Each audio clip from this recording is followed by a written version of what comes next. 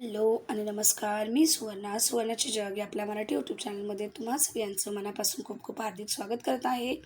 आणि आज आपण बघतोय प्युअर एकदम व्हेजिटेरियन रेसिपी. खरंच ही रेसिपी एकदम प्युअर व्हेजिटेरियन आहे. तर जर तुम्हाला संपूर्ण रेसिपी शिकायची असेल ना तर शेवटपर्यंत नक्की बघा. तर बघा, मी तुम्हाला एक ना पीस तोडून दाखवते कशा प्रकारे झालेला आहे. एकदम अप्रतिम अशी लागते.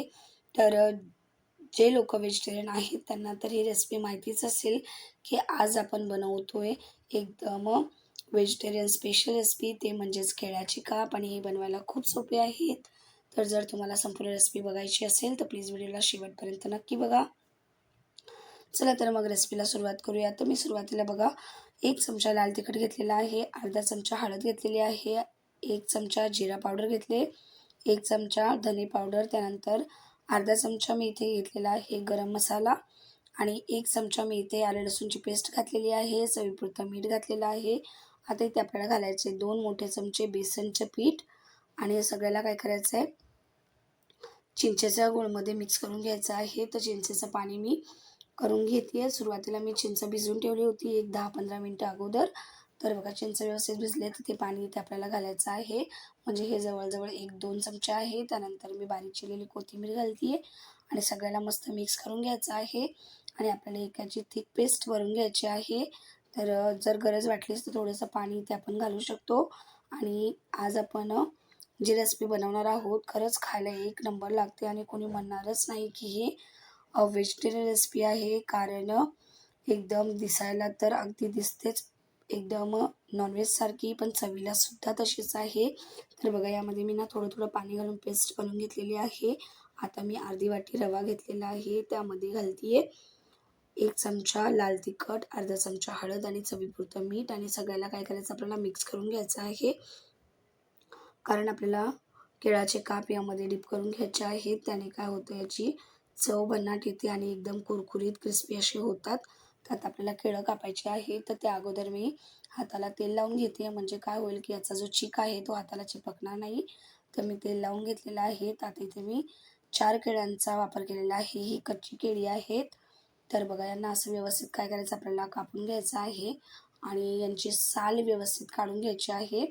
तर जसं आपण बटाट्यांची साल काढतो ना त्याच प्रकारे काय करायचं, याची व्यवस्थित आपल्याला साल काढून घ्यायची आहे. आणि हाताला तेल लावायला अजिबात विसरू नका, म्हणजे हाताला चीक लागणार नाही. आणि ही केळी आपण जेव्हा साल काढून घेतो तर आपल्याला काय करायचं, साल काढून झाल्यावर लगेचच पाण्यात घालायचे आहेत.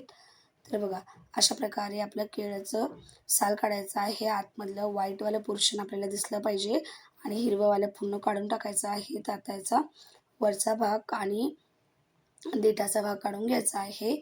आणि आता बघा, याचे स्लाईस करून घ्यायचे आहेत. तर याचे मी असे लांब स्लाईस करून घेते बघा, अशा प्रकारे. तर हे कापायला सोपं आहे, बनवायला सोपं आहे. अगदी 5 ते 10 मिनटात ही रेसिपी बनते आणि चवीला मात्र भन्नाट अशी लागते. तर बघा, अशा प्रकारे काय करायचं आहे, मस्त लांब लांब याची केळ्याची काप करून घ्यायची आहेत. आणि कापल्याबरोबर यांना लगेच पाण्यामध्ये डीप करायचं आहे, म्हणजे काय होतं, हे काळे पडत नाहीत. नाहीतर मग बटाट्यासारखे खूप काळे पडतात. तर बघा, अशा प्रकारे ना मी यांना सगळं कट करून घेतलेलं आहे. तर बघा, अगदी पातळ नाही केलं आहे, थोडंसं जाडच ठेवलेलं आहे. तसे जाडच ठेवायचे आहेत.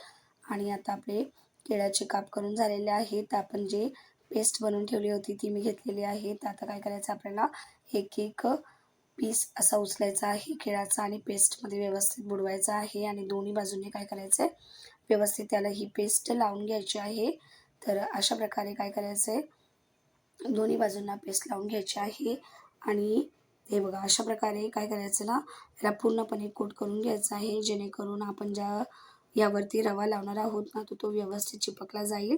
आणि याचे जे मसाले आहेत तर ते एकदम मस्त क्रिस्पी असे बनतील. तर बघा, अशा प्रकारे आता आपलं हे झालेलं आहे कोट करून. आता याला काय करायचं आहे, रव्याच्या मिश्रणामध्ये डीप करून घ्यायचं आहे. तर रव्याचं मिश्रण बघा, मी यावरती थोडं थोडं करून असं घालून घेते आणि हलक्या हाताने प्रेस करून घेते. तर अशा प्रकारे आपल्याला काय करायचं, यामध्ये व्यवस्थित डीप करून घ्यायचं आहे. तर सगळीकडून बघा, त्याला रवा व्यवस्थित लागलेला आहे. तर अशाच प्रकारे आपल्याला काय करायचं ना, सगळे जे काप आहेत ते तयार करायचे आहेत. तर बघा, मी सगळे अशाच प्रकारे काप तयार करून घेतलेले आहेत. बघा, आहेत ना एकदम अगदी सोपी रेसिपी. आता तव्यावरती मी तेल घालते आहे आणि याला काय करायचं आपल्याला शॅलो फ्राय करायचं जसं आपण मच्छी वगैरे फ्राय करतो ना, तर त्याच प्रकारे फ्राय करायचं आहे. आणि हे मच्छीपेक्षाही अप्रतिम लागतात. जर का कोणी एकदा खाल्ले तर तो नॉनव्हेजसुद्धा विसरेल, एवढी हे चविष्ट असे लागतात. आता याला काय करायचं आपल्याला दोन्ही बाजूने आलटून-पालटून असं मस्त भाजून घ्यायचं आहे गोल्डन होईपर्यंत आणि काप आतपर्यंत शिजेपर्यंत. तर बघा याला रंग किती मस्त सुंदर असा आलेला आहे. आणि अशाच प्रकारे काय करायचं आहे दोन्ही बाजूने यांना जरा व्यवस्थितपणे शेकून घ्यायचं आहे, भाजून घ्यायचं आहे. तर बघा एकदम कुरकुरीत, चटपटीत आणि मस्त चवदार असे काप तयार झालेले आहेत. त्यांना आपण आता काढून घेऊयात.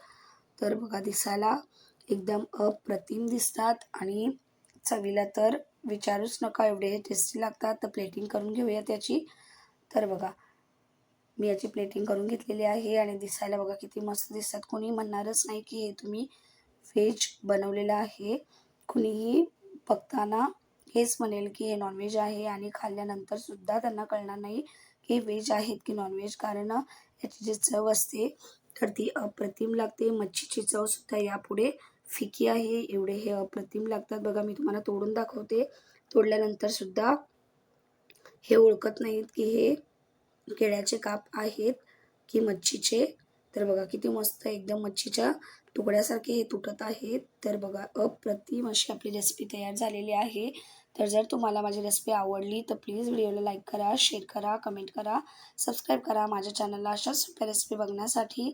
आणि वेळात वेळ काढून व्हिडिओ बघितल्याबद्दल तुमचे मनापासून खूप खूप धन्यवाद. चला तर मग भेटूयात एका नवीन रेसिपीमध्ये. तोपर्यंत काळजी घ्या. तोपर्यंत बाय बाय.